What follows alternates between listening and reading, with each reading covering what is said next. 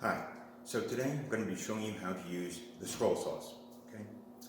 Now there are several different models that we have, but they all operate in basically the same way. Now, first thing we have to do is we have to make sure we have our safety glasses on. And for this year, we'll also have to put on our gloves, as well as our mask. Okay.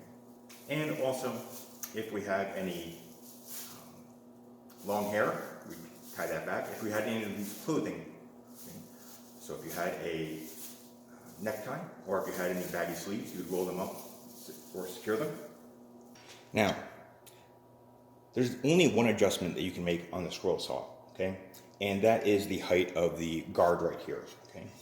Now, you guys shouldn't need to raise or lower this because we're all going to be cutting the same thickness of wood, okay? But if I was cutting a piece of wood that was thicker, I would have to raise this up in order to accommodate that. Okay? And what the guard does is it holds down the wood to keep it from bouncing and shaking. Okay? Now, it helps, but you still have to use both hands to hold it down to make sure it's at a minimum. Okay? So you can see the guard is set so that the piece of wood can go underneath, but it's barely touching. When you're cutting, don't rush. Okay? If it feels like you have to push really hard, there's probably something that's wrong. There might be a piece of wood that's caught preventing you, but either way, turn it off, see if you can figure out what the problem is, and if you can't, call me over, okay, and we'll figure it out together. So let me show you how fast you should actually cut. So I have a piece of wood here, so I'm just going to cut this in the middle, okay, and I'm holding it down with both hands. Okay. Now if I was cutting the edge here, I would put both hands on one side. Okay. And I would never put my finger in front of the blade because if my finger slips, it's going to go into the blade. Okay. So either put them on both sides or put them both on one side. Okay. But always use two hands.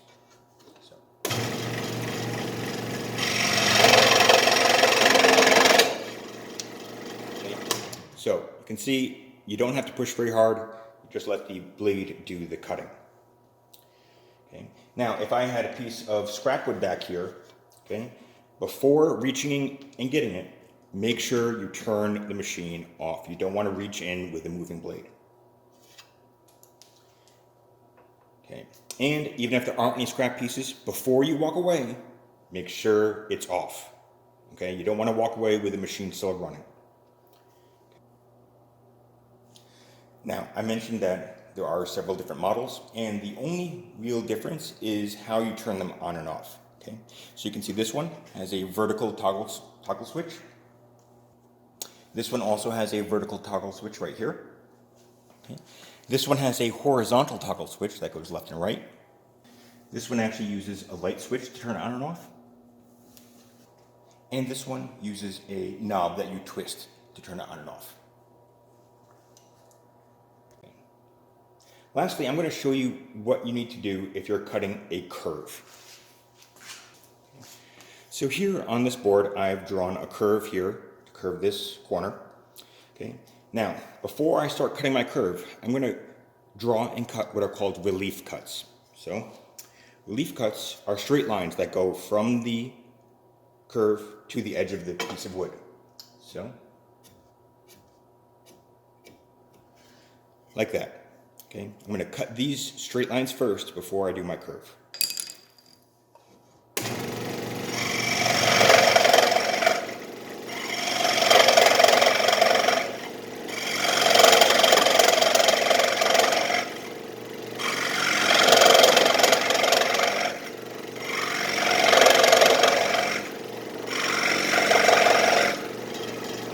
So now that I have my relief cuts cut, I'm going to cut my curve. And as I'm cutting my curve, these pieces will pop off as I go.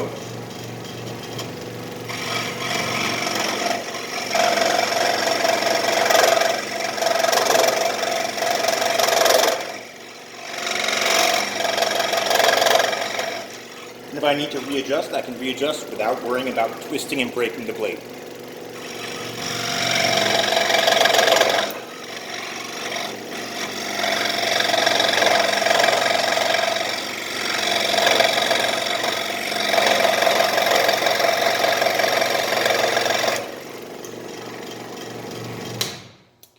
Now, the curve might be a little bit rough, but that's something that we can easily take care of with the sanders.